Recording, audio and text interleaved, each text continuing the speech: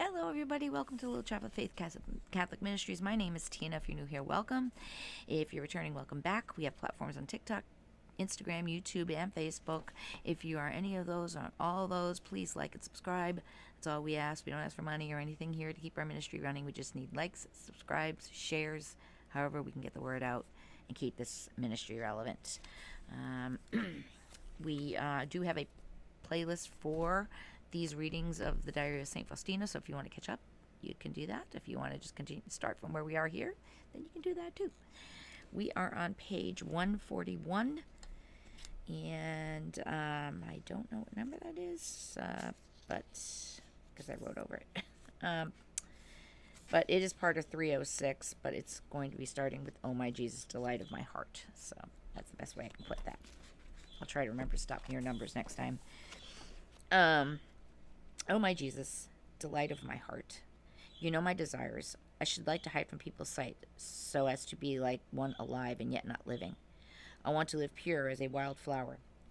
I want my love always to be turned around to you, just as a flower that is always turning to the sun.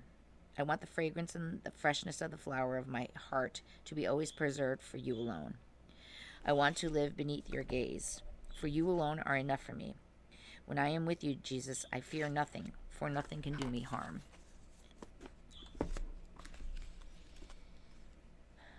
Once during Lent, I saw a great light and a great darkness over house and chapel. I saw the struggle of these two powers.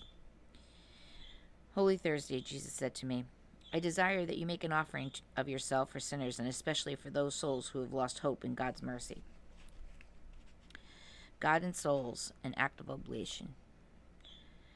Before heaven and earth, before all choirs of angels, before the most holy Virgin Mary, before all the powers of heaven, I declare to the one triune God that today, in union with Jesus Christ, Redeemer of souls, I make a voluntary offering myself for the conversion of sinners, especially for those souls who have lost hope in God's mercy.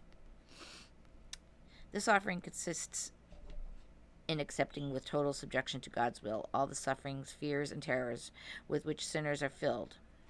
In return, I give them all consolation which my soul receives from my communion with God. In a word, I offer everything for them: holy masses, holy communion, penances, mortifications, prayers.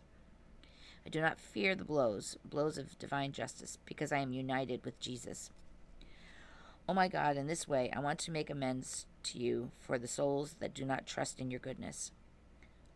I hope against all hope in the ocean of your mercy. My Lord and my God, my portion forever. I do not base this act of oblation on my own strength, but on the strength that flows from the merits of Jesus Christ. I will daily repeat this act of self-oblation by pronouncing the following prayer, which you yourself have taught me, Jesus.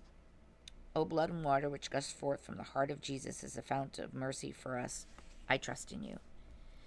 I am giving you a share in the redemption of mankind. You are solace in my dying hour. When I received permission from my confessor, Father Sopoco, to make this act of oblation, I soon learned that it was pleasing to God, because I immediately began to experience its effects. In a moment, my soul became like a stone, dried up, filled with torment and disquiet. All sorts of blasphemy and curses kept pressing upon my ears. Distrust and despair invaded in my heart. This is the condition of the poor people which I have taken upon myself. At first I was very much frightened for these horrible things, but during the first opportune confession, I was set at peace. Once I went outside the convent to go to the confession, St. Michael's Church. I chanced upon my confessor, Father Sopoco, saying Mass just then. After a while I saw the child Jesus on the altar, joyfully and playing, holding out his hands to me. But a moment later the priest took that beautiful child into his hands, broke him up, and ate him alive. At the first instant I felt a dislike for the priest for having done this to Jesus, but I was immediately enlightened in this matter and understood that the priest was very pleasing to God.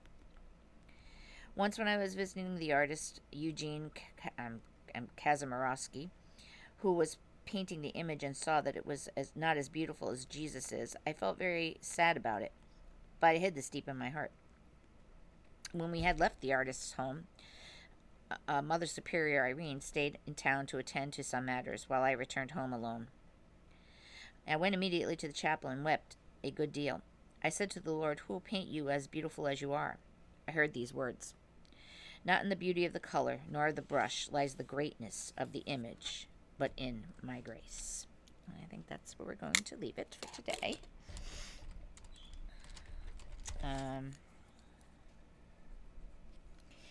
In the movie or documentary of the Diary of St Faustina on Amazon Prime, it talks about the painter and how she keeps having him do, like, retouch it up over and over and over again. At one point, he just wants to quit. He doesn't want to do it anymore.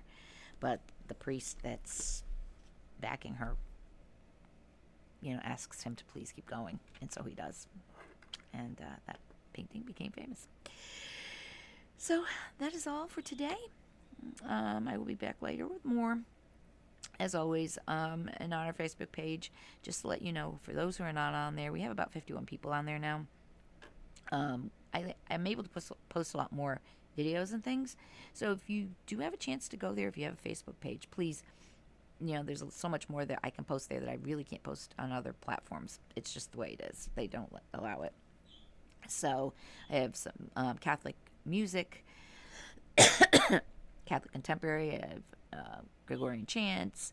I have Bible in a Year and Catechism in a Year with Father Mike. So those are all on our Facebook page. So if you do have a Facebook, take a look over, because there's lots there, more than I could post on the other platforms. Until then, have a great day, everyone. God bless you all. Be well, be safe, be kind to each other.